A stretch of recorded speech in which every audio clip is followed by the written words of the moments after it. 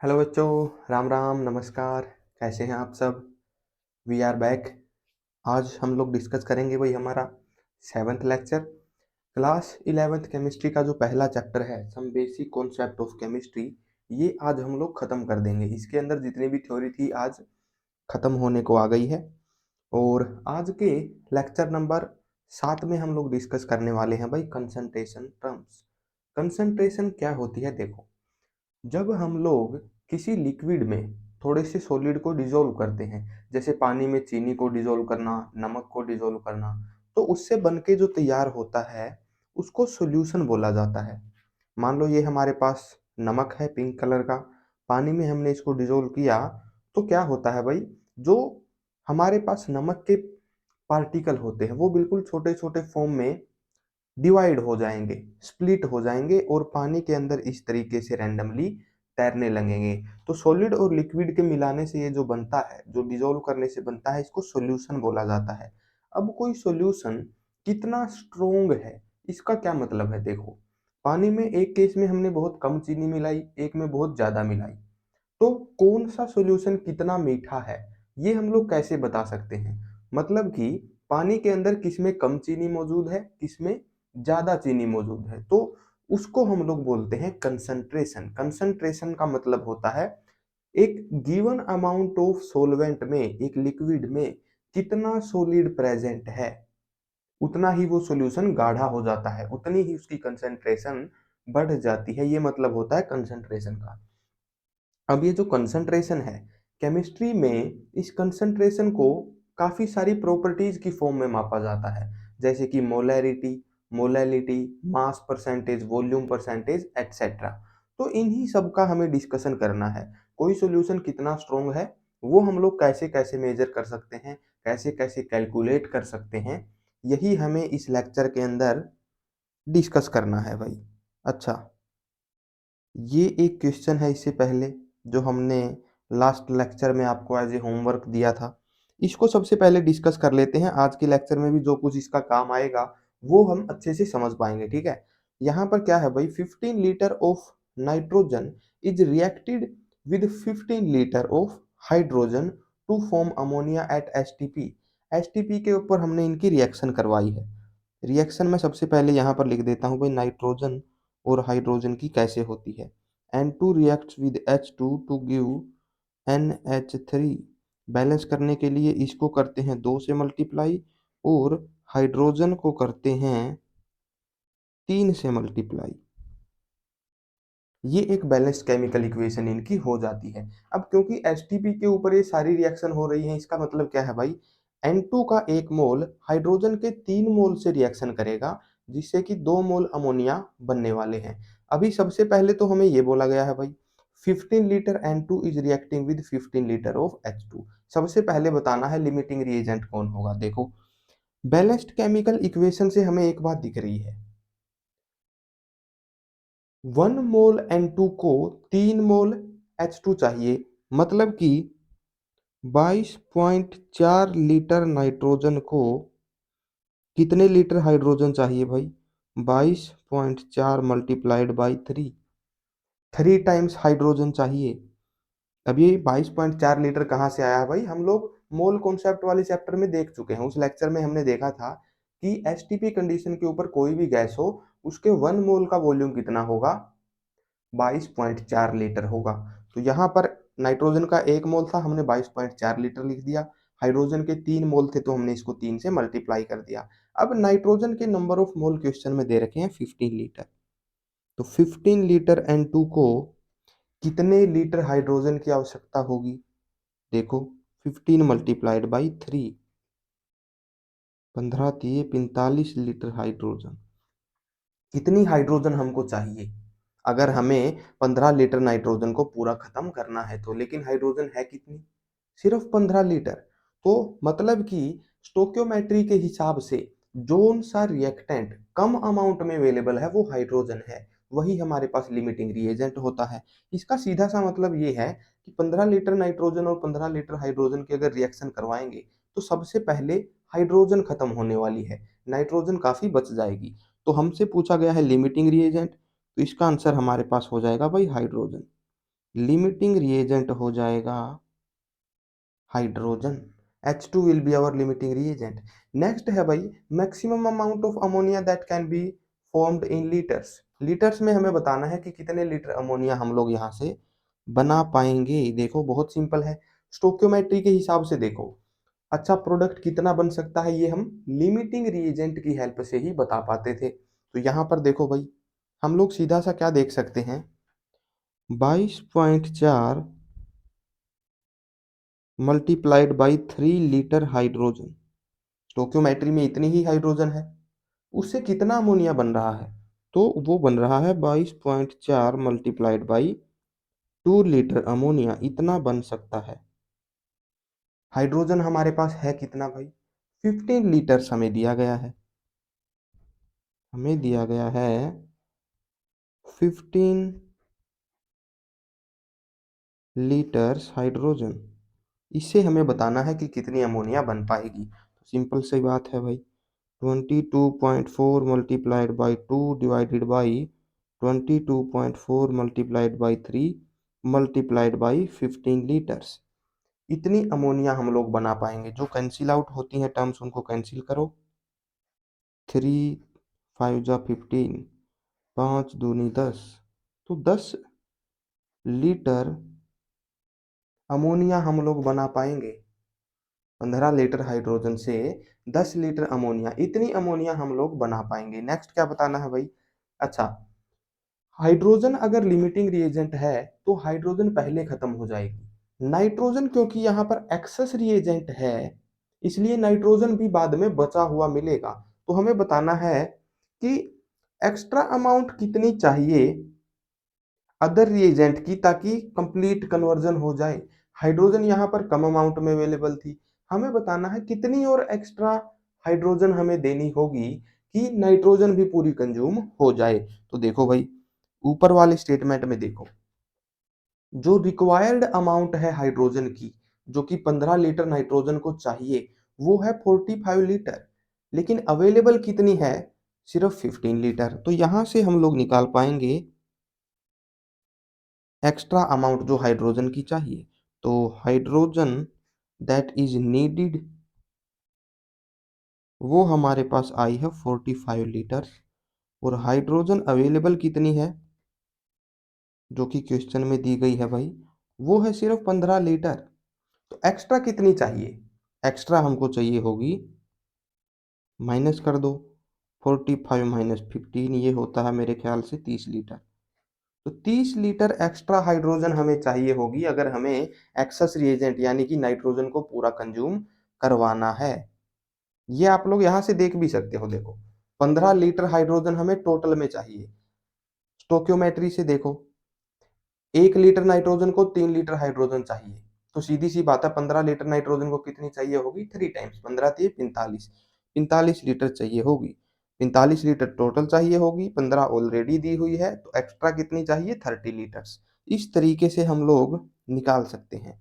आप लोग इसमें ये भी निकाल सकते हो कि अगर 15 लीटर नाइट्रोजन और 15 लीटर हाइड्रोजन ही है तो नाइट्रोजन आखिर में एक्स्ट्रा कितनी बचेगी, वो भी प्लस माइनस करके आप लोग बड़े आसानी से निकाल सकते हो। तो इस तरीके की कैलकुलेशंस के ऊपर काफी सारे सवाल बन सकते हैं। ये था भाई आपका होमवर्क का क्वेश्चन। आगे हम लोग डिस्कस कर लेते हैं हमारा आज का एजेंडा, जो कि है हमें सॉल्यूशंस को बताना है कि वो कितने स्ट्रोंग हैं, किस किस फॉर्म में हम लोग बता सकते हैं। देखो हम लोग बता सकते हैं, सबसे पहली टर्म हमारे पास है मास परसेंट, दूसरी है मोल फ्रैक्शन, तीसरी है मोलैरिटी, और फोर्थ है मोलैलिटी। इनके अलावा भी होती है काफ़ी सारी, नॉर्मेलिटी एक और खास यूनिट होती है, उसको हम लोग बाद में एडवांस क्लासेस में समझेंगे। लेकिन हमारे पास ये 4 हैं जो कि हमारे पास एनसीईआरटी में दी हुई हैं। इनके ऊपर कुछ क्वेश्चंस भी दिए हुए हैं एनसीईआरटी में ही, उनको भी डिस्कस करेंगे। तो सॉल्यूशन क्या होता है ये हमने समझ ही लिया है लेक्चर के स्टार्टिंग में। किसी सोल्यूट को, ये जो कम अमाउंट में हम लोग लेते हैं, जिसकी मात्रा कम होती है कंपैरेटिवली, उसको बोलते हैं सोल्यूट, और जो लिक्विड जिसके अंदर हम लोग डिजोल्व करते हैं उसको बोलते हैं सोलवेंट। ये है भाई हमारा सोलवेंट, मिल के जो बनता है वो बनता है सॉल्यूशन, वो बनता है सॉल्यूशन। सोल्यूट और सोलवेंट को हमने मिलाया, सोल्यूट को सोलवेंट के अंदर हमने घोला तो सॉल्यूशन बन गया।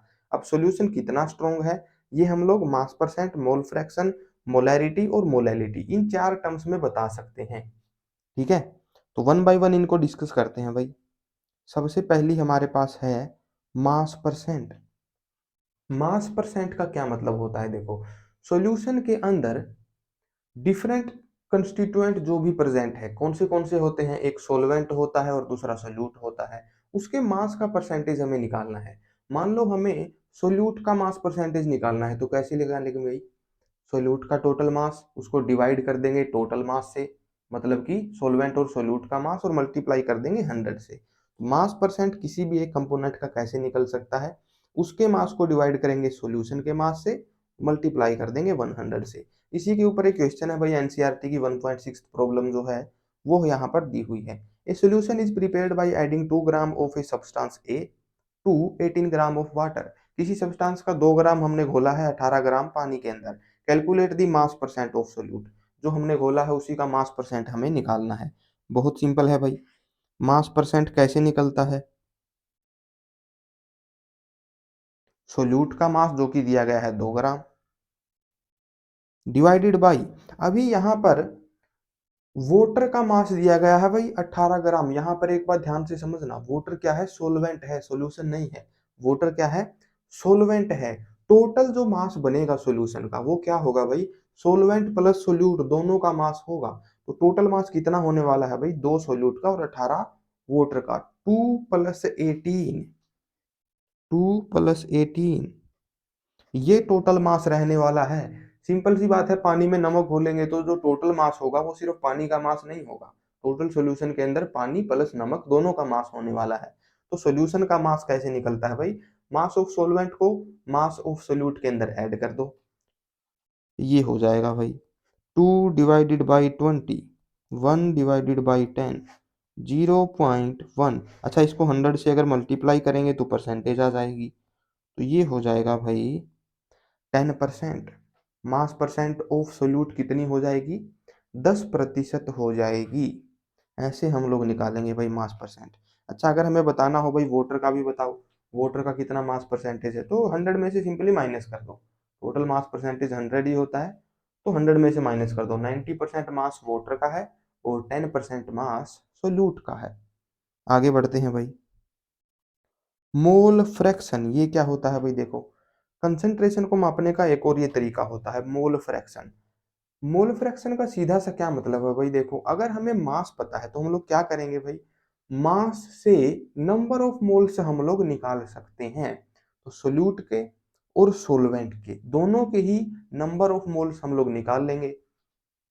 Consider a solution made by Na moles of substance A and Nb moles of substance B.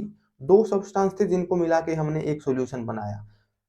ए जो सब्सटेंस था उसके Na मोल्स हमने घोले, बी जो सब्सटेंस था उसके Nb मोल्स हमने डिसोल्व किए। तो मोल फ्रैक्शन का टोटल मतलब क्या हो जाएगा, mole fraction of a substance will be equal to number of moles of A के जो मोल्स हैं उसको डिवाइड कर दो टोटल नंबर ऑफ मोल से, दोनों के मिला के जो नंबर ऑफ मोल है सॉल्यूशन के अंदर जितने नंबर ऑफ मोल्स हैं उसको बोल देंगे मोल फ्रैक्शन। दो सब्सटेंस से मिलके हमारा सॉल्यूशन बना है ए और बी। ए के कुछ मोल हैं जो कि है Na, बी के कुछ मोल हैं जो है Nb।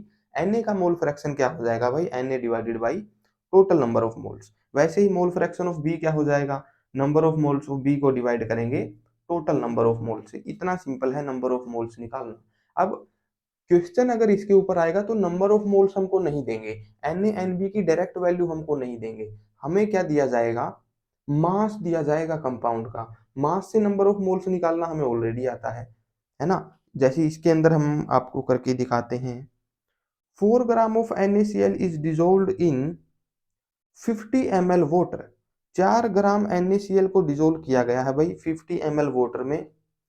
Find out the mole fraction of NaCl in the solution. Simple है, बहुत आसानी से हम लोग निकाल देंगे इसको, देखना। देखो भाई NaCl जो हमारे पास होता है उसका मास इतना होता है भाई, 23 होता है सोडियम का और 35.5 होता है क्लोरीन का। तो टोटल मोलर मास इसका बन जाएगा 5 और 3 8, 3 और 2 5, 58.5। ये बन गया इसका मोलर मास, NaCl का मोलर मास इतना होता है। नंबर ऑफ मोल अगर निकालने हैं तो गिवन मास को डिवाइड कर देते हैं मोलर मास से। तो यहाँ पर number of moles of NaCl हम लोग निकाल सकते हैं। गिवन मास NaCl का है 4 ग्राम, 4 ग्राम हमें दिया हुआ है। मोलर मास हो जाएगा 58.5। ये नंबर ऑफ मोल्स आ गए भाई NaCl के। अब सोलवेंट हमारे पास क्या है भाई, वाटर है। वाटर के भी नंबर ऑफ मोल्स निकालो।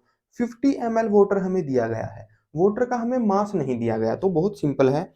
वाटर की डेंसिटी आपको पता होनी चाहिए भाई। डेंसिटी वाटर की होती है 0.99 के आसपास, 0.99 ग्राम पर ml। तो इसको ऑलमोस्ट 1 ग्राम पर ml ही हम लोग मान सकते हैं।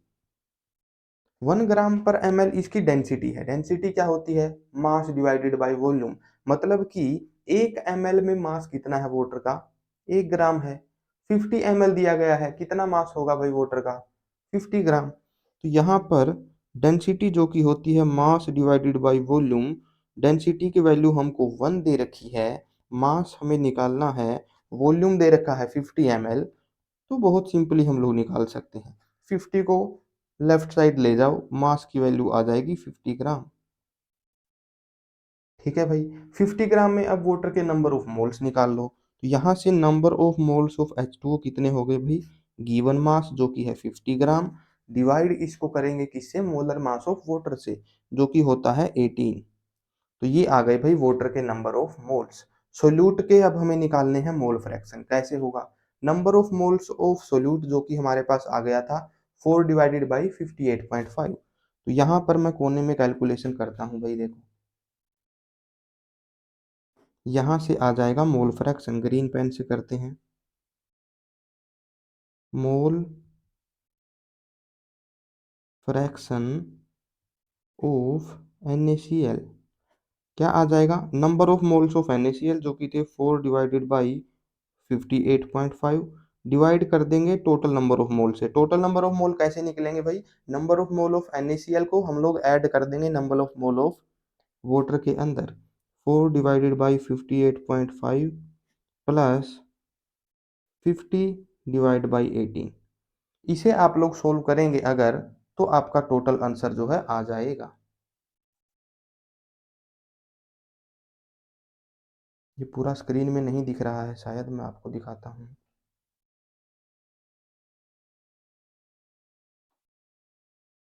हाँ जी, ये आपका टोटल आंसर जो है आ जाएगा। इसको सोल्व करेंगे सिंपली, आपका करेक्ट आंसर जो है आ जाएगा।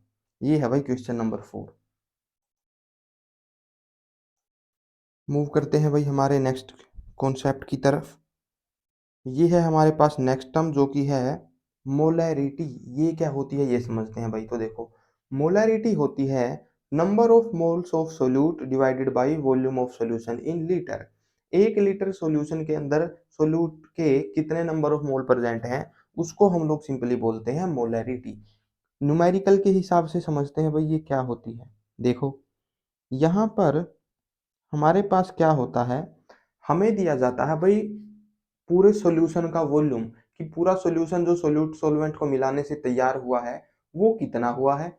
साथ में हमें दिया गया है कि सोल्यूट कितना ऐड किया गया है। ग्राम में वैल्यू दी जाती है सोल्यूट की, और लीटर में वैल्यू दी जाती है सॉल्यूशन की, सॉल्यूशन के वॉल्यूम की। और हमें निकालनी होती है मोलैरिटी। तो वो कैसे निकलेगी भाई, नंबर ऑफ मोल्स निकालेंगे सोल्यूट के सबसे पहले। जो हम लोग कैसे निकालेंगे, सोल्यूट के गिवन मास को डिवाइड कर देंगे उसके मोलर मास से, तो हमारे पास number of mole of solute आ जाएंगे। उसको डिवाइड करना है टोटल वॉल्यूम के सोल्यूशन से। वॉल्यूम होना चाहिए भाई लीटर में। अगर सॉल्यूशन का वॉल्यूम ml में दिया हुआ है ना, तो सिंपली उसको 1000 से डिवाइड कर देंगे, सिंपली लीटर में वैल्यू आ जाएगी। तो यहाँ पर आपको कैलकुलेट करनी है molarity. Calculate molarity of NaOH solution prepared by dissolving 4 gram in enough water to form 250 ml of solution। Solution का वॉल्यूम दिया गया है 250 ml, और NaOH का मास दिया हुआ है 4 ग्राम। निकालो भाई मोलैरिटी कितनी होगी। तो देखो, मोलैरिटी के लिए हमें चाहिए number of moles of solute, तो यही सबसे पहले निकालते हैं। Number of moles of NaOH हमें इस बार निकालने हैं। कितने होंगे भाई, गिवन मास जो कि है 4 divided by molar mass. Molar mass NaOH का कितना होता है, देखो सोडियम का 23 ऑक्सीजन का 16, हाइड्रोजन का 1, 3 और 1 4 और 6 10, 2 और 1 3 और 1 4, 40 ग्राम पर मोल। ये होता है मोलर मास सोडियम हाइड्रोक्साइड का, 40 ग्राम पर मोल। इससे कर देंगे डिवाइड, तो ये हमारे पास आ जाएगा भाई 0.1 मोल्स। अब 0.1 मोल जो है वो प्रेजेंट है 250 ml सॉल्यूशन के अंदर। मोलैरिटी का फॉर्मूला निकालो भाई, number of moles of solute जो कि आ गए 0.1, डिवाइड बाय में क्या था, volume of solution in litres. Solution का वॉल्यूम हमें लीटर में लिखना है, यहाँ पर दिया गया है 250 ml, तो 250 ml को लीटर में कन्वर्ट करना है। तो क्या करेंगे भाई, इसको 1000 से डिवाइड करेंगे। 250 डिवाइड बाई 1000, 1000 ऊपर चला जाएगा बाद में, है ना, ऐसे। ये आ गया भाई 100 डिवाइडेड बाई 250, एक जीरो से एक जीरो कैंसिल, 0.4 मोलर। ये आ जाएगा हमारे पास आंसर। मोलैरिटी की जो यूनिट होती है वो होती है मोलर, MOLAR। तो ये हो जाएगा हमारे पास मोलैरिटी का आंसर। 0.4 मोलर सॉल्यूशन हमारे पास बनेगा NaOH का। तो ये थी हमारे पास टर्म मोलैरिटी। नेक्स्ट है भाई हमारे पास मोलैलिटी। ये क्या होती है भाई, ये भी देखो। मोलैलिटी भी एक कंसंट्रेशन टर्म होती है जो कि अलग होती है मोलैरिटी से। एल और आर का फर्क है देखो, लेकिन मतलब बिल्कुल ही अलग है इन दोनों का। मोलैलिटी होती है number of moles of solute dissolved in 1 kilogram of solvent. यहाँ पर दोनों के मास हमको लेने हैं, मास से सोल्यूट का नंबर ऑफ मोल निकलेगा और सोलवेंट का हमको मास कंसीडर करना है भाई। वॉल्यूम यहाँ पर कंसीडर नहीं करना है, मास कंसीडर करना है। मोलैरिटी में हम लोग सॉल्यूशन का वॉल्यूम कंसीडर करते थे, यहाँ पर हम लोग मास कंसीडर कर रहे हैं, वो भी सोलवेंट का। सॉल्यूशन का मास ये नहीं है, ये सोलवेंट का मास है, और वो भी किलोग्राम में। तो ये आप लोग ध्यान में रखना। अच्छा, मोलैरिटी और मोलैलिटी में फर्क है भाई, एक जगह वॉल्यूम कंसीडर हो रहा है, दूसरी जगह है मास ऑफ सोलवेंट कंसीडर हो रहा है। तो जहां पर जिन कंडीशंस में कुछ ऐसे इन्वायरमेंट में हम लोग रिएक्शन करवा रहे हैं, कुछ ऐसे एरिया में रिएक्शन करवा रहे हैं जहां पर टेम्परेचर का वेरिएशन बहुत ज्यादा होता है।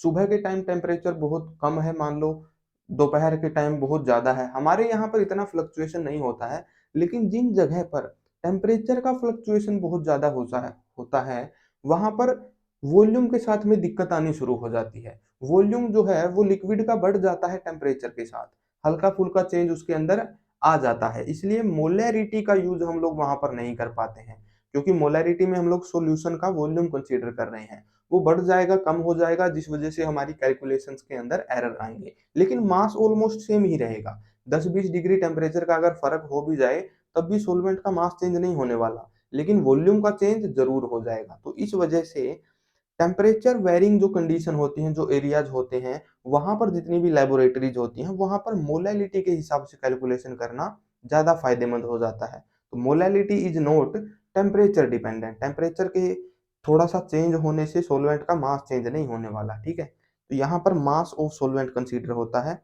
मोलैरिटी और मोलैलिटी का डिफरेंस क्या है ये भी आप लोग समझ गए, और किसका यूज कहाँ पर किया जाता है ये भी आप लोग समझ गए। अभी आगे चलते हैं भाई, एक न्यूमेरिकल सोल्व करना है, मोलैलिटी हमें निकालनी है। Density of 3 molar solution of NaCl is 1.25 ग्राम पर ml। Calculate molality of solution. Simple है भाई, देखो मोलैरिटी दी गई है NaCl की। मोलैरिटी क्या होती है, number of moles divided by volume. ये वॉल्यूम होता है लीटर्स में, और इसकी वैल्यू हमें दी गई है 3 मोलर। 3 मोलर का मतलब क्या है, ध्यान से समझो। 3 मोलर का मतलब है 1 लीटर सॉल्यूशन में 3 मोल प्रेजेंट हैं हमारे सोल्यूट के। 1 लीटर सॉल्यूशन में 3 मोल प्रेजेंट है, इसीलिए तो मोलैरिटी हमारे पास 3 मोलर आई है। तो यहां पर अगर मैं मान लूं कि 1 लीटर सॉल्यूशन हमारे पास है, तो नंबर ऑफ मोल्स उसमें है भाई 3 मोल्स हमारे पास प्रेजेंट हैं। अब 1 लीटर से हम लोग क्या निकालेंगे भाई, 3 मोल का मास निकालेंगे। NaCl के 3 मोल का मास निकालेंगे, उस मास से हम लोग क्या करेंगे, देखो हमें मोलैलिटी के लिए चाहिए सोलवेंट का मास, और ये जो डेंसिटी दी हुई है ना, ये है सॉल्यूशन की डेंसिटी। अगर इससे हम लोग मास निकालेंगे तो वो सॉल्यूशन का मास आने वाला है। सॉल्यूशन का हम लोग मास निकालेंगे, सॉल्यूशन का मास निकालने के बाद हम लोग क्या करेंगे भाई, सोल्यूट का मास यहां से निकलेगा, उसको माइनस करेंगे, तभी हम लोग सोलवेंट का मास निकाल पाएंगे। तो हमारा मकसद यहाँ पर क्या है, हमको चाहिए भाई सोलवेंट का मास। डेंसिटी दी हुई है ग्राम पर एमएल में, डेंसिटी से निकलेगा सॉल्यूशन का मास। अगर हम लोग मान लें 1 लीटर सॉल्यूशन हमारे पास है तो उसका मास कितना होगा, ये मैं आपको अभी बताता हूँ। देखो डेंसिटी है 1.25 ग्राम पर एमएल, ये सॉल्यूशन की डेंसिटी हमको बोली गई है। इस डेंसिटी का क्या मतलब है भाई, 1 ml सॉल्यूशन का मास कितना है, 1.25 ग्राम है। 1 लीटर के हिसाब से हम लोग सारी कैलकुलेशन कर रहे हैं, ठीक है। 1 लीटर क्या होता है भाई, 1000 ml के बराबर होता है। तो मतलब हमने 1 ml को 1000 से मल्टीप्लाई किया है, इसको भी 1000 से मल्टीप्लाई करेंगे। 1.25 मल्टीप्लाइड बाई 1000 ग्राम, ये हो जाएगा हमारे पास 1250 ग्राम। इतना मास हमारे पास हो जाएगा सॉल्यूशन का। तो 1 लीटर सॉल्यूशन अगर हमारे पास है तो उसका मास हमने निकाल लिया, 1 लीटर सॉल्यूशन का मास हमने निकाल लिया। अभी हमें क्या करना है भाई, हमें निकालना है मास ऑफ सोलवेंट। 1 लीटर अगर टोटल सॉल्यूशन है तो उसके अंदर सोलवेंट का मास कितना है, तो सॉल्यूशन में से सोल्यूट का मास हमें निकालना पड़ेगा। सॉल्यूशन का, सॉल्यूशन के अंदर से सोल्यूट का मास निकाल देंगे तो सोलवेंट का मास हमारे पास आ जाएगा, वही हमको यहाँ पर चाहिए। अभी सोल्यूट का मास कैसे निकलेगा, मोलरिटी की वैल्यू से। तो देखो 1 लीटर सॉल्यूशन में नंबर ऑफ मोल कितने हैं सोल्यूट के, 3 है। अभी यहाँ से देखो 1 मोल NaCl का मास कितना होता है भाई, सोडियम का 23 प्लस क्लोरीन का 35.5, ये हो जाएगा 8 58 58.5। इतने ग्राम मास होता है 1 मोल का। 1 लीटर में प्रेजेंट कितने हैं नंबर ऑफ मोल, 3। तो 3 मोल्स का मास कितना हो गया, 3 मल्टीप्लाइड बाई 58.5। ये हमारे पास क्या आ गया भाई, सोल्यूट का मास आ गया। ये हमारे पास सोल्यूट का मास आ गया। सिंपल, इतनी बात समझ में आई। अभी आगे क्या करना है, देखो mass of solvent, 1 litre solution में यहां से निकल जाएगा मास ऑफ सोलवेंट। सॉल्यूशन का मास है 1250 ग्राम, माइनस कर देंगे हमारे पास सोल्यूट का मास। सोल्यूट का मास कितना है भाई, देखो 3 × 5 = 15, 3 × 8 = 24 और 1 × 25, 3 × 5 = 15 और 1 × 16 = 17, 175.5 ग्राम। ये आ गया सोल्यूट का मास। इसको माइनस कैसे करें भाई, कैलकुलेटर जिंदाबाद, कैलकुलेटर से करते हैं। 1250 माइनस 175.5, ये हो जाएगा 1074.5 ग्राम। तो ये हमारे पास आ गया भाई mass of solvent. Mass of solvent हमारे पास आया है ग्राम में। इसको केजी में अगर कन्वर्ट करना है तो 1000 से डिवाइड कर देंगे। 1074.5 को डिवाइड करेंगे 10⁻³ से, तो हमारे पास आंसर कितना आ जाएगा भाई, 1.0745 kg मास आ गया। नंबर ऑफ मोल कितने थे 1 लीटर में, 3 मोल्स थे, तो इसको 3 से डिवाइड करेंगे, मोलैलिटी आ जाएगी। Molality was equal to number of moles जो कि थे 3 divided by mass of solvent in KG जो कि है 1.0745। ऐसे हमारे पास मोलैलिटी निकल के आ जाएगी। इसका आंसर होता है, अभी बताते हैं, 3 डिवाइडेड बाई 1.0745, ये होती है ऑलमोस्ट 2.79 के आसपास। तो इस तरीके से हमारे पास वैल्यू आने वाली है मोलैलिटी की। This will be your correct answer. ये थी भाई कुछ एक कंसंट्रेशन टर्म्स जो हमारे पास एनसीईआरटी के अंदर बताई हुई हैं। आई होप आपको समझ में आया होगा। इसी के साथ हमारा चैप्टर नंबर 1 होता है ख़त्म, और आगे हम लोग कंटिन्यू करने वाले हैं चैप्टर नंबर 2। तो मिलते हैं स्ट्रक्चर ऑफ एटम के अंदर। Thank you, bye bye, take care.